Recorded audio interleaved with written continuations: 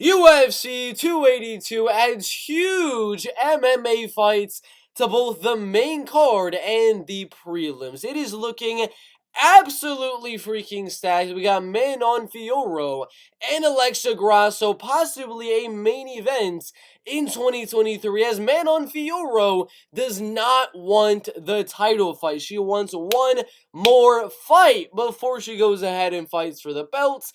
Jon Jones potentially returning at UFC 285 in Las Vegas, says Dana White. We got that and more in today's MMA news. Go down and smash that like button, just like Khabib and Islam smashed Charles Oliveira at UFC 280, and go down into the description of today's video. The top link is all of my MMA bets for a full month. The link below that is free money when you deposit with BetUS. With all that being said, let's get in to the news. Bryce Mitchell and Ilia Topuria in the featherweight division has been set and has been 100% announced as a prelim fight. A gosh dang prelim fight. I kid you not. I kid you not. Bryce Mitchell, a 15-0 undefeated top 10 featherweight in the world, and Ilia Topuria, an 11-0, 12-0, my bad, undefeated featherweight and lightweight in the world. They're on the prelims of UFC 282, along with Darren Till and Dricus du Plessis, which also just got announced for the prelims of UFC 282. While also another fight that just got announced, making it even more stacked, Paddy the Baddy, Jared Gordon, that's on the main card. V. St. Preux, Alexander Gustafsson are on the main card over Bryce Mitchell, Ilia Topuria. Bryce was about to be in a main event. Ilia Topuria was about to be the co-main event with Edson Barbosa right here. Co-main event for UFC Fight Night Cater versus Allen. We got main event and co-main event fighters right here on the prelims below Gustafsson of St. Preux. Makes absolutely no sense, but it's on the prelims nonetheless. Early prediction, as I said I would do, I'm going to have to go Bryce Mitchell to win the fight. I think he's slightly the better striker. He is going to be a little bit taller, a little bit lengthier. He landed very well against Edson Barbosa in the last fight. Wrestling and grappling cancels out. Ilia got rocked in his last fight with Jai Herbert. Striking should be even, but I think Bryce will catch Ilia a few times. Ilia will catch Bryce, but I think Bryce's will land with more effect, and it'll look like he's doing more damage. The judges will give Bryce the 29-28 decision. Bryce Mitchell, Ilia Topuria, betting odds are not the only thing that have been announced with this fight, also the fight itself, but we have to look at the betting odds, because I have already said I have Bryce Mitchell winning this fight by a 29-28 decision. 72% of the vote is going Ilia Topuria. 74% are going Ilia Topuria by knockout. Yes, he's on a 3-fight knockout streak inside of the UFC, all in round number 1 or in round number 2. The man got a decision win on Youssef Zalal. A decision win on Youssef Zalal. Bryce has never been knocked out in his MMA career, so I don't know where these knockout predictions are coming from. But if we look at the betting odds for Bryce Mitchell taking on Ilia Topuria at UFC 282, they just got announced, and guess what, guys? Guess what the odds are? Minus 210 for Ilia Topuria, plus 180 for Bryce Mitchell. Ilia Topuria is a 2-1 favorite over Bryce Mitchell. I got the underdog Bryce Mitchell winning. Put your thoughts down below. Manon Fiorot, one of the biggest prospects in the women's flyweight division, just beat Katlyn Chookagian at UFC 280, is undefeated in the UFC, started with 2 TKOs in a row, 1 against an undefeated fighter, then 3 unanimous decisions in a row. She is now the #1 contender after beating the former #1 contender in Katlyn Chookagian. Tyler Santos coming off a loss. Laura Murphy is coming off a win. Andrade is coming off a win, and Alexa Grasso is also coming off a win. Those three are matchups for Manon Fiorot. I do not like Jessica Andrade as a matchup for Manon Fiorot. Personally, I say Manon should just go ahead and fight Caitlin Chukagian, but right here, we got a quote when we have something to be said. Manon Fiorot has refused to call for a title shot against Valentina Shevchenko. She feels one more fight against a top contender will be more beneficial at this stage of her MMA career. So right now she's saying one more fight, and that is Lauren Murphy, Alexa Grasso, or Jessica Andrade. I don't think they're going to give this shot to Lauren Murphy, because if Lauren wins, they gotta give Lauren another title fight. We've already saw what Valentina did to Lauren. I don't think the UFC wants to do that.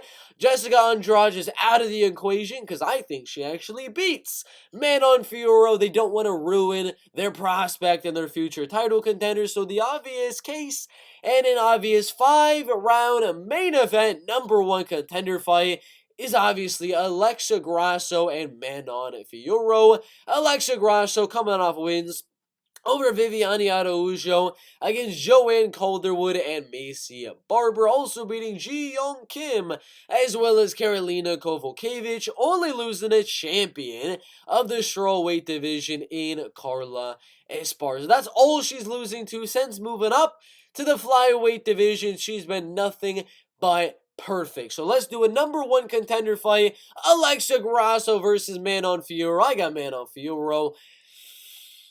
I don't know. I think I got Manon Fiorot winning that fight ever so slightly. But who do y'all think wins in that 5-round matchup?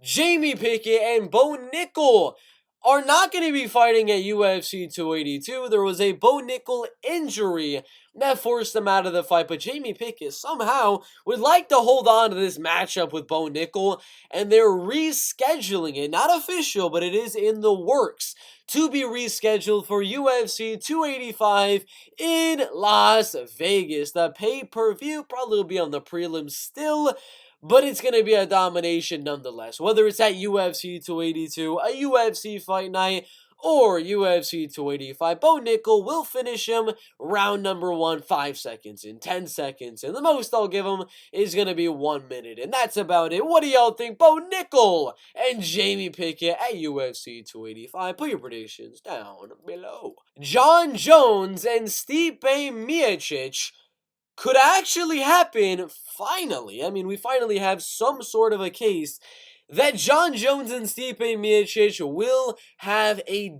date, at least a date. I mean, in the past, we've heard UFC 282 main event, and then boom, Yuri Prochazka, Glover Teixeira was set as the main event of that pay-per-view. So there's no way it's going to be on there. No way it'll be the Brazil main event. Jon Jones and Stipe are not from Brazil. UFC 284 is, guess what, in Australia. That's obviously not going to be the main events, but UFC 285 has just been announced to be in Las Vegas, Nevada.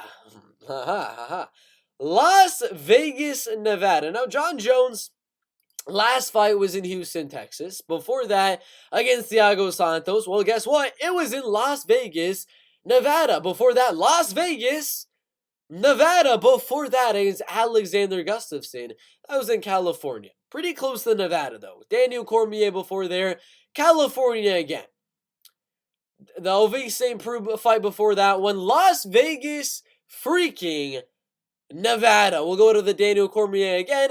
Las Vegas, Nevada. The Glover Teixeira one. Baltimore, Maryland. At least more than half of those fights were in Las Vegas, Nevada. We know Jon Jones wants it in Vegas.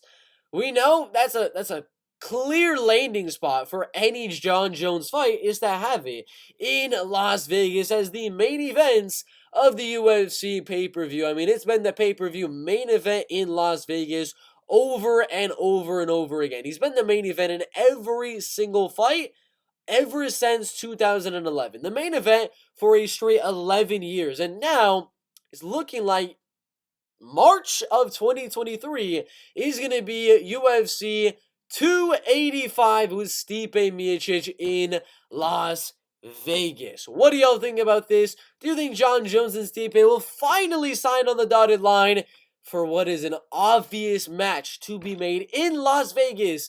A clear place for Jon Jones to go. Put your thoughts down below. Nikita Krylov calls out Anthony Smith after his win over Volkan Oezdemir and the first round knockout win over Alexander Gustafsson. Recently inside the UFC, his only losses have come to very good fighters.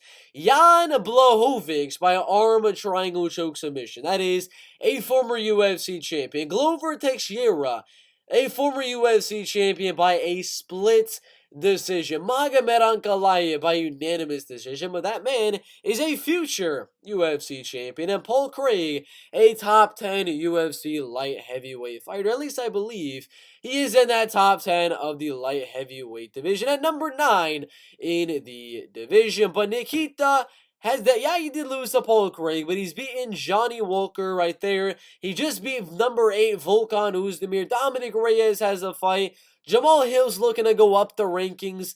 Anthony Smith is right there just after losing to Magomedkerimov. I think we got a clear February or maybe a March UFC Fight Night 5-round main events. Anthony Smith versus Nikita Krylov. Anthony Smith was the main event against Devin Clark, guys. He was the main event against Devin Clark. He was the main event against Ryan Spann. He was the main event against Alexander Rakic right there. The main event against Glover Teixeira. He was the main event against Jon Jones. The main event against Alexander Gustafsson. He's been the main event in a lot of his fights, except for the Jimmy Crute and Magomedkerimov fights, which were on pay-per-views. If Anthony Smith is on a UFC Fight Night, it's gonna be on the main event. And if Nikita's calling him out, this is 2 top 10 light heavyweight fighters, number 5 in the world, and most likely number 8 in the world. The winner probably gets a shot at like the loser of Jan Blachowicz, Magomedkerimov, the loser of Glover versus Yuri, something like that. But what do y'all think? Anthony Smith and Nikita Krylov. Personally, I would have to go Anthony Smith to win that fights. Muhammad Mokaev calls out Jeffrey Molina, the number 14 flyweight in the world, on the UFC rankings right now. Muhammad Mokaev coming on a 3-fight UFC win streak, beating Cody Durden in his UFC debut in less than a gosh dang minute. This dude is a top 25 flyweight contender, and he starched them in his debut. Then he beat number 34 Charles Johnson by unanimous decision, and then he beat number 20, a top 20 flyweight after that, in Malcolm Gordon, who was on a 2-fight win streak. Obviously, Muhammad Mokaev deserves a top 15 fight next, whether it's against the guys that I think he should be fighting, like Tim Elliott, or maybe even Alex Perez, if you want to put him all the way up in the rankings. But he seems to want Jeffrey Molina. He says he thinks that because Jeffrey Molina is young, and he's only been fighting guys that have been a lot older than him so far in his MMA career. Only guys he's fought were 10 years older than him. He says that a guy that is his age, like Jeffrey Molina, he would absolutely dominate. He says that's the easiest fight inside of the top 15 is Jeff Molina. What do y'all think?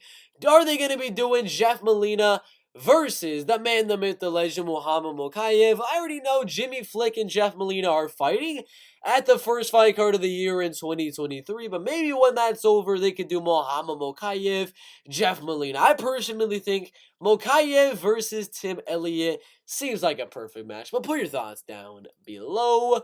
Cody Durden and Carlos Mota has been announced for UFC Fight Night, Cater versus Allen on short notice. This is going to be my prediction, as Cody Durden is also coming in on short notice. He was not originally supposed to fight on this card. He stepped in when Kletzin Rodriguez, his opponent, stepped out. So we have 2 guys coming in on short notice to fight each other, both on short notice. Carlos Mota is going to be right there, 1-1 inside of the, 3-1 inside of the LFA, knocking out George Martinez, getting a decision win on Jefferson Oliveira, and becoming the champion with I believe it was a third or second round knockout win on Rizvan Aboyev, only losing to UFC fighter Charles Johnson, who's only lost to Muhammad Mokaev in the UFC. So that is who is stepping up.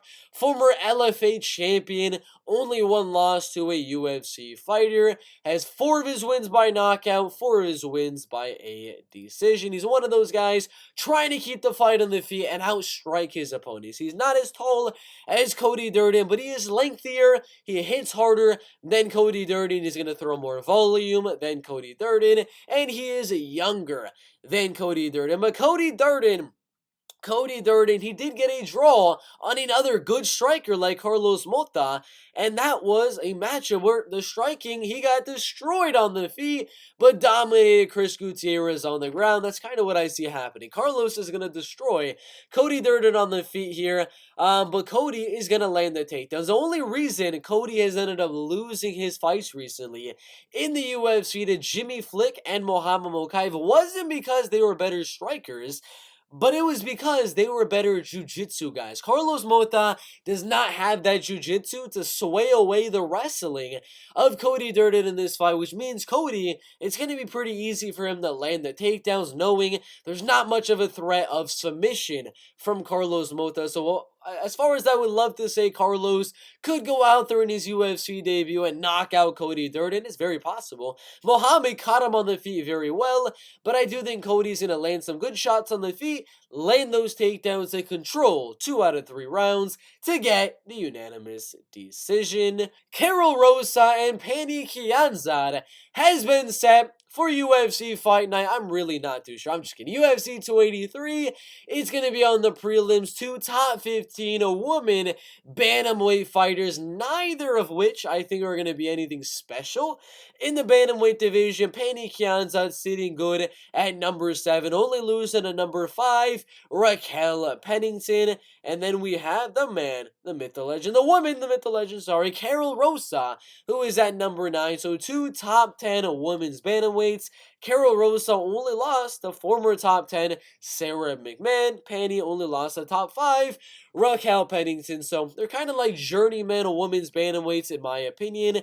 They're not going to become champion. They're kind of sit around this number 5, number 4, number 6 range and never become a champion. So that's kind of where both girls are at in their MMA careers, but they're both okay. Pannie Kianad is a pretty decent striker, was able to defend a lot of takedowns against Ajara Eubanks, against Jessica Rose Clark, Alexa Davis, Lena Landsberg, and was able to outstrike him in all of those matchups. Never gets any finishes, but there is some matchups where she is getting taken down, and she does get submitted. So, even though I do give a slight advantage to Pannie Kianad when it does come to the striking game, I do believe Karol Rosa will be able to land a few takedowns here and there. The striking should be even enough for Pannie Kianad to win at least one of those rounds, but the judges will probably focus on the ground and pound and the submission attempts and things like that of Karol Rosa on the ground, and Pannie Kianad could edge out a very close decision,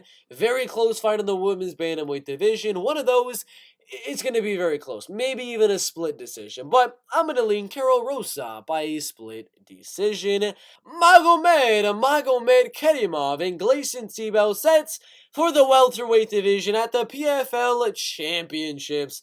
39-year-old Gleison Tibau losing to Jarrah Hussein Al-Salawi, a very good prospect over there inside of the PFL, beating Micah Terrell, Rory freaking McDonald, former UFC champion, and beating Will Brooks, losing to Joao Zeffirino though, whereas Magomedkerimov, former champion, who is beating Chris Curtis, a top 15 UFC middleweight, beating Curtis Melender, Sadie Boise, and Delano Taylor right there.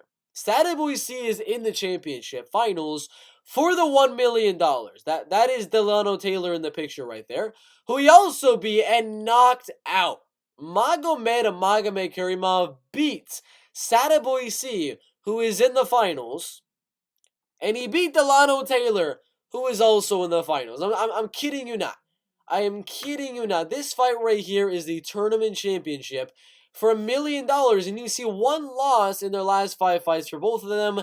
Both to Magomedkerimov, guys. Both to Magomedkerimov. So Magomedkerimov is the rightful champion this year in the welterweight division. He will beat Gleison Tibau inside the distance.